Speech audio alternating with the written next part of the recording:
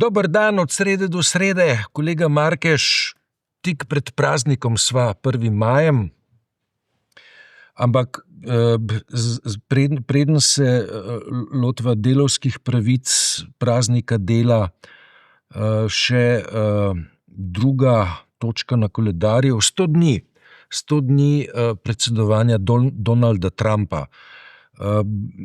Nekoč je bila ena knjiga o oktobrski revoluciji, nekako tako je šlo, 10 dni, ki so spremenili svet, 100 dni, ki so spremenili svet. Ja, definitivno. Je to to? Je. Kako? Kaj so spremenili? Vse, svet, zgodovino, mislim, da civilizacijo na nek način. Trump ni tako pameten, da bi vedel, kaj proizvaja, ampak dejansko proizvaja. In tudi od leta 1886, 1. maja, ko so se delavske pravice prebolile, zdaj v imenu delavskih pravic nastaja nekaj, kar bo bistveno poškodovalo ravno to, delavstvo, delavski razred. To je neka zanka, mislim. To je zanka zgodovine, tako bi rekel, ko so se midva že enkrat tako neobvezno pogovarjali, da je tragedija in farsa v enem šusu, tako po Marksu rečeno. Čudna stvar in Trump zdaj prepričuje prav v te dni, mislim, da prav danes, zjutraj sem se tako gledal, poskuša svoje fene, volilce prepričati, da je to najboljši mandat v zgodovini Združenih držav Amerike, hkrati pa vsi analitiki trdijo, da ZDA stojijo na prepadu in da je samo še milimeter od tega, da padejo česna. Sem bral komentar Luke Lisjaka Gabrielčiča, ki bo objavljen v soboto. Ja. Da je Trump tako uspešen politik, da zaradi njega njegovi zavezniki celo v tujini doživljajo poraze, misli veda na Kanado. To je pač nekaj, kar bi moralo skrbeti Janša, Orbana in podobne. Ker če bo Trump vzdržal v tej svoji, rečemo temu milo rečeno, politični metodi, in zdrži lahko, ker ima pač 4-letni mandat, če ne bo seveda prej dobil impeachment. Ampak namiguje pa tudi, da bi potem še enega imel. On namiguje verjetno tudi to, da bi se vklical tako kot Napoleon, po 10 letih francoske revolucije za cesarja. Po mojem bi to z lahkoto storil. Ampak, zakaj gre? V Kanadi so konzervativci imeli zmago že v žepu. 20 točk prednosti. Tako, in v 100 dneh Trumpove vladavine je uspel ustvariti okoliščine, po katerem so liberalci prišli nazaj, in to za prepričljivo. Dobro, je šibka večina, ampak je prepričljiva večina, vendar izključno na obrambi Kanade pred Združenimi državami Amerike, ki je nehala biti naravni zaveznik.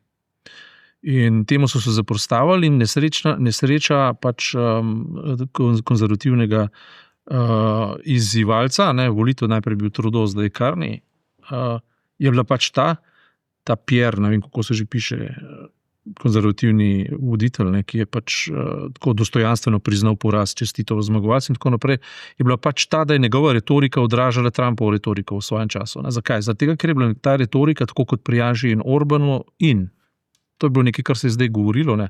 Janša je tudi rekel, tudi pri nas bo prišlo osvoboditev, čas za novo luč, svetlobo in tako naprej. To je nekaj, kar v Sloveniji, pač zdajšnji koaliciji daje veliko upanje za zmago celo, na naslednje leto. Dobro, greva dan naprej. 1. maj je jutri, danes so kresovanja. A ta datum še karkoli pomeni v sodobnem času? Pomeni toliko, kolikor ga lahko postaviš ob zadnji rezultat pač boja za delavske pravice, to je ob Donalda Trumpa. Donald Trump je vendar proizvod boja za delavske pravice, ker delavski razred ga je izvolil. Paradoksalno, To se pravi, tisti, ki so hoteli narediti Make America Great Again v smislu, takrat je delavec nekaj veljal, takrat je delavec imel dostojno plač, takrat je delavec ni bil žrtev draginje, imel je spodoben housing in tako naprej. In to je kontroverznost razvoja delavskih pravic, ki ga bi Marx imenoval farsa. Ne? Ravno zato sem to prej omenil. Namreč 1886 je šlo za res. Takrat so mali ljudje, delavski razred. Nemški migranti. Ja, to je bil iz Hesna, to je prav August Spies ali Spies, ali kako se točno to izgovori, ki so ga potem aretirali in čez 1 leto obesili. Ampak dejansko, da so si izborili 8-urni delovniki, takrat pomenilo ogromno, ker poprej, jaz se še spomnim, recimo, ko mi je moj stari oče pripovedoval, ki je hodil v jeseniško železarno se učiti, elektrikarstva, je rekel, to sem zjutraj vstal, sem šel v službo in sem prišel v trdi noči domov, in ker je bil tako navdušen nad tem, kar se je učil, ker elektrika je bila nekaj novega, je rekel, da je komaj čakal, da se bo zjutraj zbudil, da bo lahko šel spet delati. Kar pomeni, to so bili 14, 15, 16 urni delovniki. In 8-urni delovnik, da si potem lahko še prišel domov, skuhal kosilo, se posvetil družini in storil nekaj, to je bilo takrat nekaj zelo velikega. Danes smo pa, in vse skupaj je šlo pa z razvojem liberalizma. Liberalizem je šel skupaj z razvojem individualizma. Individualizem je šel skupaj z razsvetljensko paradigmo. Skratka, to je nekaj, kar se je iz Evropo izvozilo v Ameriko z velikim upanjem na svobodo človeka, in tam so se tudi zgodile pomembne stvari. Recimo feminizem se je v tistem, če mislimo sufražetke, v Franciji, v Angliji, recimo, ampak drugače, se je v Ameriki feminizem razmahnil, delavske pravice, potem Tea Party, čajankarski upor in tako naprej, konec koncev ameriška revolucija, kakšno leto pred francosko revolucijo že spočeta v imenu nastajanja nove svobode, celo nove države, neodvisnosti od Anglije. In vse te stvari. Danes je Amerika obratno postala merska enota za ukinjanje vsega tega, to se pravi, medije se, recimo nekatere se spusti v Belo hišo, nekatere ne več. Vsi tisti, ki niso po volji tega novega Napoleona imenovanega Trump, so okarakterizirani kot fake news. Potem, kar zadeva političnih nasprotnikov, se jih žali. Kar zadeva univerze, to je najlepši primer. Univerze so prostor avtonomije, svobode in predvsem svobode govora, svobode obnašanja, svobode protestiranja, vsekakor izražanja mnenj. To je zdaj ljudje so dejansko prestrašeni. Če nekdo, recimo, ki pride tja študirati, dobi zeleno karto, nekaj narobe pove, se ga izžene. Skratka, svet se je tako daleč obrnil, da je to nekaj neverjetnega, hkrati je pa to šele že posledica neke druge preureditve, v kateri Združene države Amerike izgubljajo primat nad materialnimi odnosi, če smo spet pri marksizmu. Materialni odnosi pomenijo dejstvo, da je vsa svetovna ekonomija vezava na dolar. To je Rastko Močnik dobro napisal v Mladini, kaj vse to pomeni, tudi Bogomir Kovač je to analiziral. Namreč, pomeni to, da vse tisto, kar zdaj zaračunavajo drugim državam, Kanadi, Evropski uniji, Kitajski in tako naprej, se pravi deficit, ki ga Združene države proizvajajo, v resnici ni nič drugega kot to, da Amerika proizvede manj kot poje, kot potroši. Zelo enostavno. Ja, ampak materialnih dobrin. Če pa šteješ še storitve, to je pa kapital. To je pa kapitalska zgodba. Govorimo zdaj v tisto, kar zadeva delavski razred, kar zadeva srednji in delavski sloj. In seveda, Amerika se je podala v špekulacijo, v špekulativne zgodbe, ki so pa globalne, niso več strogo ameriške, in Amerika proizvaja nek deficit, medtem ko na drugi strani marljivi narodi, kot so kitajski, japonski, proizvajajo suficit, skratka proizvajajo mnogo več denarja, kot ga pojedo, kupujejo ameriške obveznice, ki niso nič drugega kot pa oblika javnega dolga. In stvar se je zasukala. In ta lom, s katerim smo začela in še kako zadeva 1. maj in konec koncev vso razsvetljensko tradicijo, gre v smer nekega novega kolektivizma, ker se svet bo orwellovsko razdelil dejansko na 3 velike interesne sfere, na Rusijo, Ameriko in Kitajsko, in se bo tisto, kar je v Evropi slovelo kot razvoj razsvetljenstva, individualnih pravic, temeljnih človekovih pravic in tako naprej, postavilo pod vprašaj. Kje v tej shemi prostor Evrope? prostor Evrope ni ga, ne? V tem je problem. Ne? V tej oceaniji. Tam zmanjka elektrike. Zmanjka elektrike, to, kar se je zgodilo v Španiji, na Portugalskem. Kaj bi tvoj staroče rekel, je Bemti? Kaj bi on rekel? Ne? Dobro vprašanje. Ne? Namreč to so bili časi, ko je delo nekaj štelo. Ne? Se še rima. Zdaj, če Varoufakisa bereš, ti pa... Delo, čast in oblast. Ne, zdaj pa tisto, kar je dejansko, ampak zdaj pa tisto, kar Varoufakis pove, ne? Je pa oblakilizem oziroma nek nov feudalizem, ki nima več stika z delom, ne? Ker se je odmaknil antični Antej od zemlje in postal ranljiv. Ne? Enostavno nima več stika z delovskim razredom, nima več stika z zemljo. In tu smo zdaj spet pri dobrem vprašanju. Ne? Zdaj nisem 1. maj, bil tudi 27. april, ne? Se pravi dan boja proti okupatorju, poprej Osvobodilna fronta, ob tem skratko inherentno s tem pa protiimperialistična fronta. Ne? Takrat, ko so se združili premnogi svobodomiselni ali pa na svobodo upajoči politični elementi. Sokoli, krščanski socialisti in vse živo, ne? Komunistična partija. In so doživeli state capture od komunistične partije in Kominterne, ki je postavljal v program OF tudi zrušitev imperialistične podstati Zahoda. Ne pozabiti tega. Ja.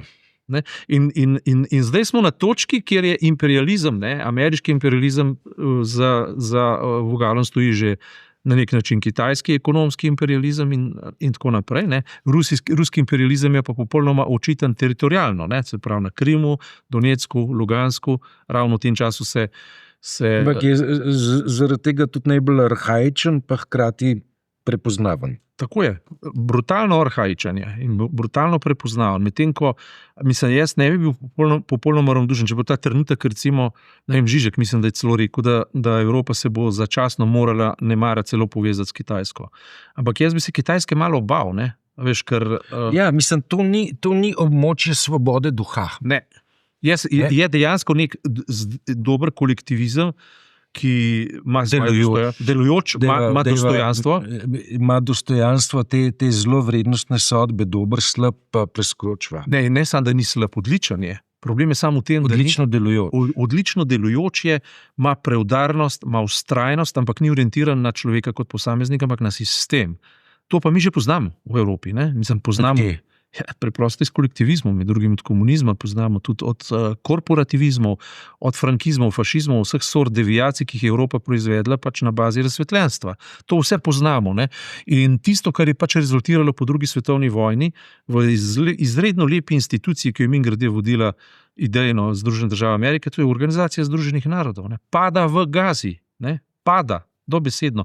Veš, kdo je parcelo dal? Kdo? Rockefellerji. Rockefellerji so kupili parcelo, ne, da se tam nebotičnik zgradil. Točno. Ja, to so zanimivi paradoksi. To je pač družina, ki je obogatela sprva z naftnimi posli, potem je pa kapital ustvarjen z naftnimi posli transformirala v finančni kapital. Sem bil pod tistem njihovim nebotičnikom, sem gledal tisti. Ja. Ampak svet je kontroverzen, hočem reči.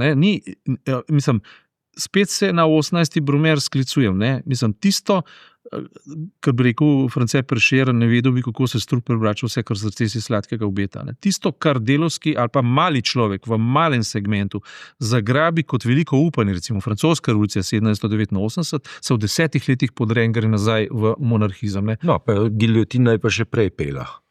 Ja, giljotine so pele, to je izredno spremlja revolucije. Ja. Vedno. Ne? In kri teče v potokih, zato da potem čez 10 let ugotovijo, da so pristali v monarhiji, ravno tako kot takrat, ko so nastajali razlogi za giljotino.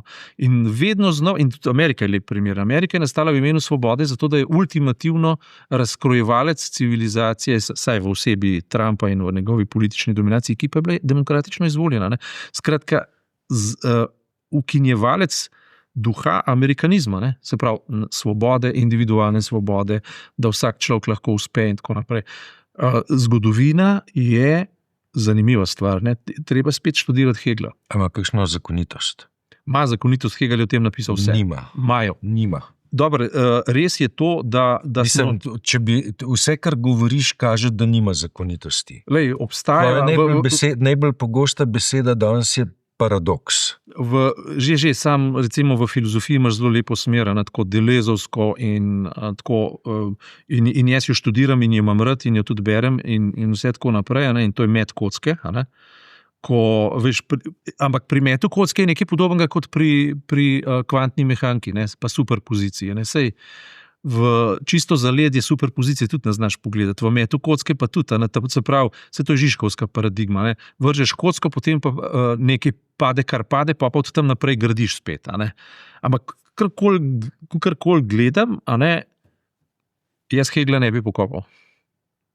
Ne bi ga pokopal. Čeprav, kot rečeno, relativnostna teorija pa kvantna mehanika, recimo, da je ena bolj heglovska, ena pa bolj tako delezovska. Veš, kaj počiva njegov učitelj?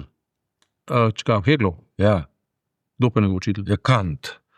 V Kaliningradu. Mislim, v Kaliningradu, ki... Mene še čaka. Mislim, jaz sem bil večkrat v Berlinu, ampak nisem pa še poromal na Heglov grob in to imam pa še v načrtu. Jaz sem pa v načrtu obiskati grob Jima Morrisona.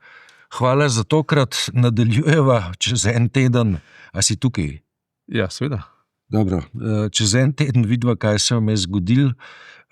Mislim, da papeža še ne bova imela. To bo 2-3 tedne. To bo nekaj časa še trajalo. Koga staviš? Mečem kocko. Od meta kocke naprej pa razlagam. Ja. Vabiva občinstvo, da si ogleda ostale stvari na delo.si in se tudi naroči na delo.si. Hvala lepa.